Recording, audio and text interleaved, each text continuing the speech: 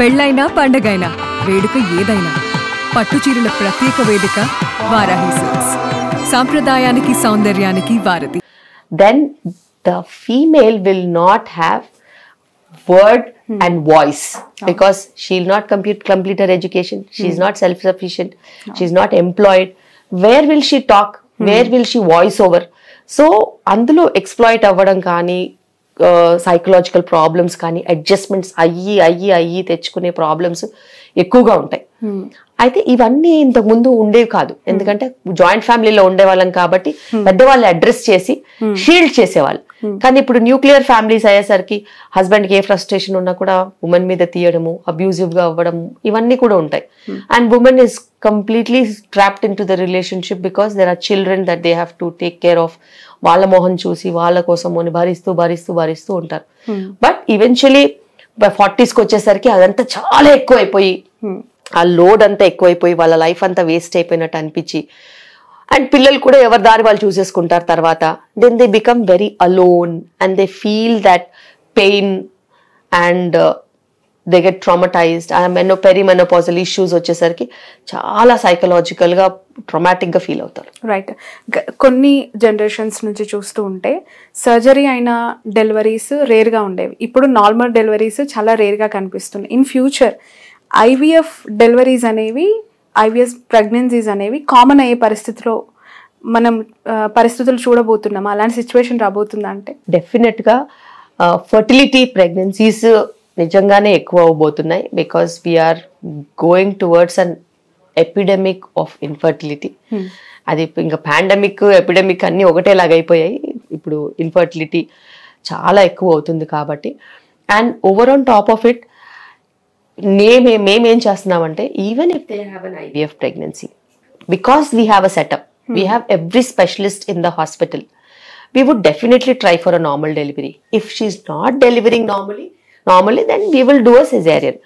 So anything cesarean లో కూడా blood loss chances ఉంటాయి, పీపీహెచ్ లు ఇవన్నీ ఉంటాయి, పోస్ట్మార్టం హెమరేజ్ లు, బ్లడ్ లాస్ లు.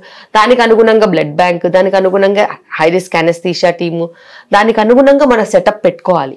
అయితే ఏదైతేనేమి నార్మల్ డెలివరీకి మించిన సేఫ్టీ ఉండదు.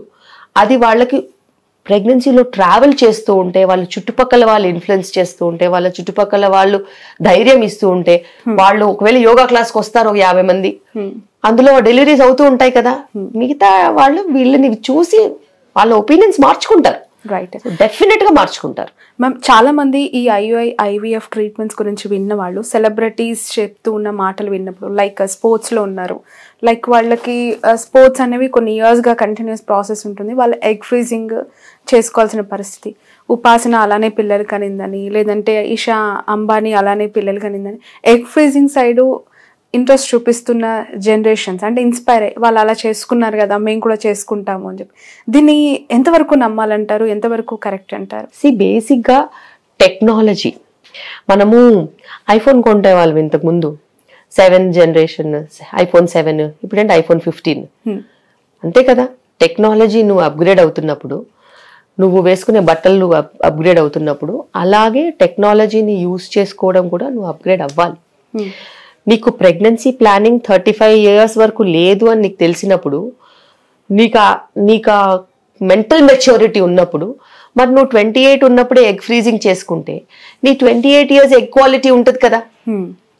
నీకు ఫైనాన్షియల్ అఫోర్డబిలిటీ ఉంటే, there are certain companies which pay for 2 cycles of egg freezing. Okay. Yes, there are software companies which pay for 2 cycles of egg freezing free of cost, everything funded from scratch. అలా ఉన్నప్పుడు నువ్వు ఆ mental మెచ్యూరిటీతో నువ్వు egg freezing చేసుకోకపోతే 35 yearsకి వెళ్ళి నువ్వు అక్కడ eggs తగ్గిపోయి, క్వాలిటీ తగ్గిపోయి నువ్వు సఫర్ అవుతావు కదా.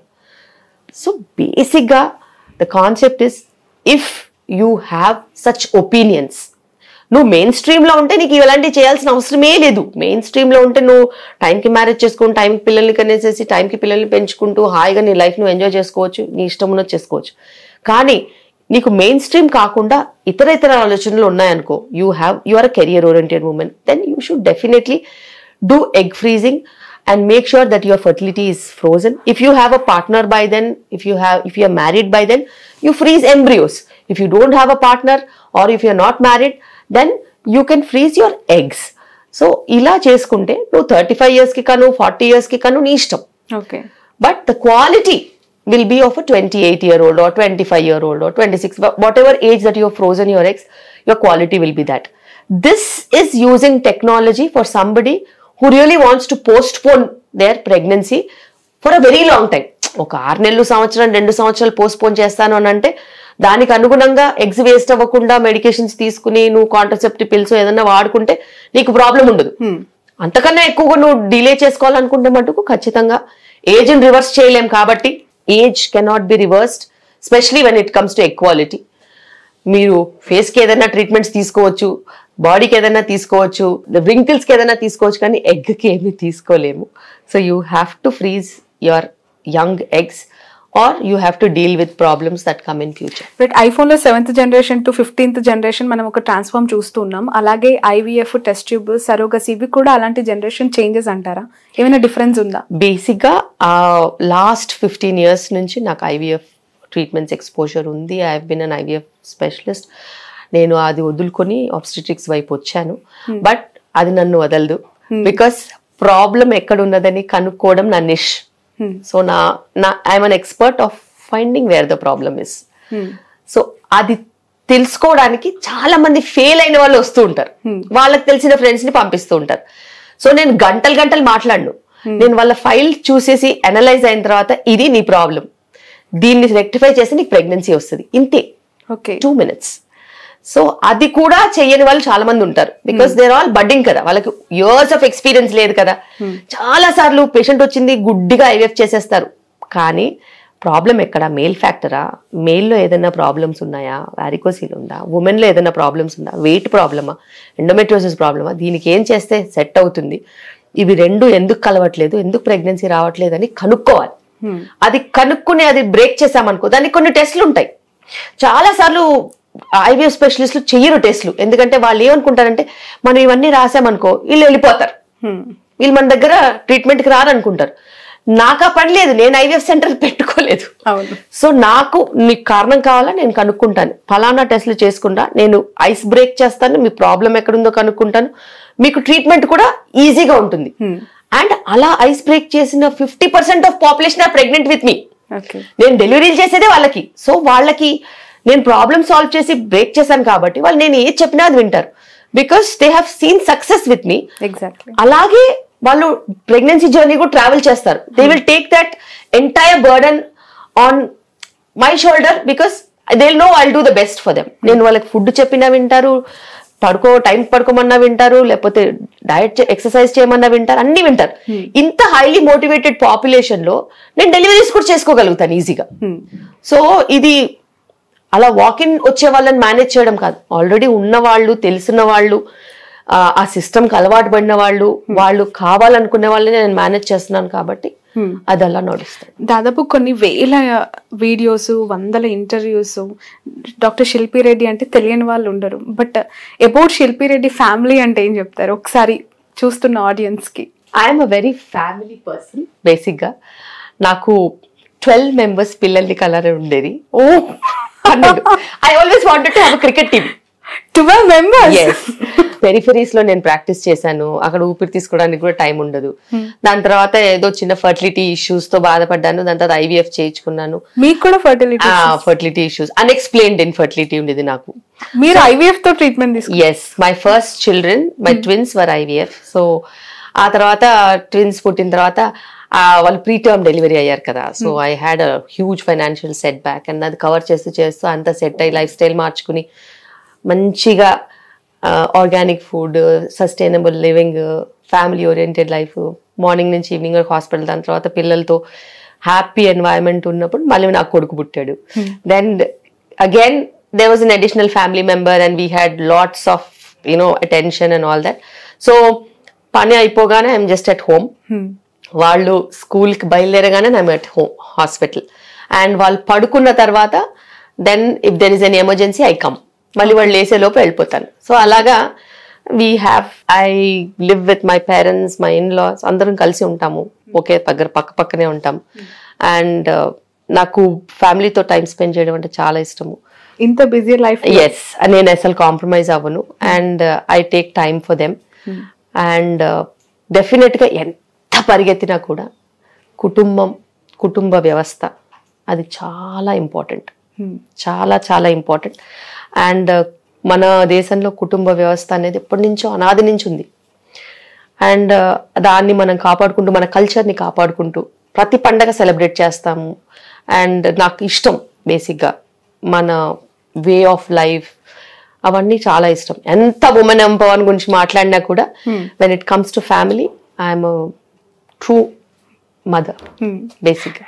ఓకే, మీ మదర్ హౌస్ లో మీరు అలా ఉంటారు, ఒక డాక్టర్గా, ఒక డాటర్గా, ఒక బెస్ట్ ఉమెన్ గా. బట్ ఇన్లాస్ హౌస్ లో ఒక ఉమెన్ ఇప్పుడు ఫేస్ చేస్తున్న స్ట్రగుల్స్ అవన్నీ చూస్తూ ఉంటే ఏ ఆడదైనా అలానే కదా, ఏ ఆడపిల్లైనా ఇంతే కదా అత్తగారింట్లో అనే ఫీల్ ఎప్పుడైనా కలుగుతుందా? అస్సలు కలగదు. బికాస్ నేను అవన్నీ పట్టించుకునే టైంలో ఉండను, ఫ్రీక్వెన్సీలో అసలే ఉండను. బేసిక్ గా when everybody is busy, my mom is busy with her husband and my children, my mother-in-law is busy with the house, I am busy with the hospital, my children are busy with education and their play and all that. ఎక్కడ ఎవరు space లో వాళ్ళు enter అవ్వం. So ఎవరు comfort zone లో వాళ్ళు ఉంటాం. And that is how it is. నేను వెళ్ళి వేరే వాళ్ళ స్పేస్ లో గెలికితే వాళ్ళు నా స్పేస్ లో గెలుగుతారు, నేను ఎవరి స్పేస్ లో గెలకను. వాట్ అబౌట్ ఫ్రీ టైమ్ లో ఎప్పుడైనా ఖాళీ సమయం, సినిమాలు, షికార్లు? ఎస్, నేను ఐ లవ్ మూవీస్. నేను first day evening show type మనిషిని. అవునా? యా. సో అట్లాంటి చిన్న చిన్నవి హ్యాబిట్స్ ఉన్నాయి నాకు.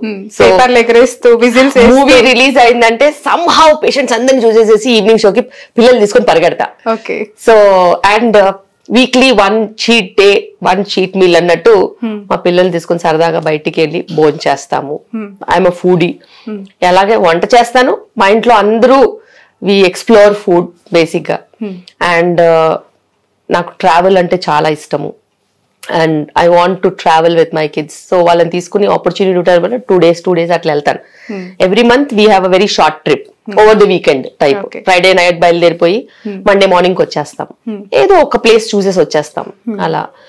Because when you travel you explore, you learn about different cultures and there ways of living. And అది ఒక కొత్త లెర్నింగ్ అంతే. అది మనకు ప్రపంచము నేర్పిస్తుంది, పుస్తకాల్లో నేర్చుకోలేము. రైట్. ఎవరు మీ ఫేవరెట్ హీరో, హీరోయిన్? బేసిక్ గా I watch a lot of movies. So favourites అంటే ఏం లేదు.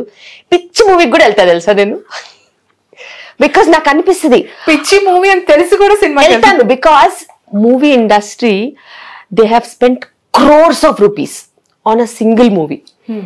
ఊరికే మనము దాని ఏమంటారు రివ్యూస్, ఆ రివ్యూ ఈ రివ్యూ చూసి వెళ్ళకపోతే నిజంగా న్యాయం చేసినట్టు కాదు. When you're looking at entertainment, అది బోరింగ్ గా ఉన్నది ఎంటర్టైన్మెంటే. అది నీకు నవ్విపించినా అది ఎంటర్టైన్మెంటే, నిన్ను ఏడిపించినా అది ఎంటర్టైన్మెంటే. So it's all about entertainment and how you look at 3 hours of your life. You should enjoy it and come. మంచిగా ఉంటే మంచిగా ఉంది అనుకోవాలి, లేకపోతే ఓకే ఫైన్ అనుకోవాలి అంతే. బట్ సినిమా మీరు వెళ్ళే లోపే చాలా మంది రివ్యూస్ చెప్తూ ఉంటారు, నేను అసలు ఏం పట్టించుకోను. చూడరా? నేను అసలు ఏం పట్టించుకోను. నేను వెళ్ళాలంటే నేను వెళ్తాను. Most of the time my children will ask అమ్మా దిస్ మూవీ విల్ గో అని.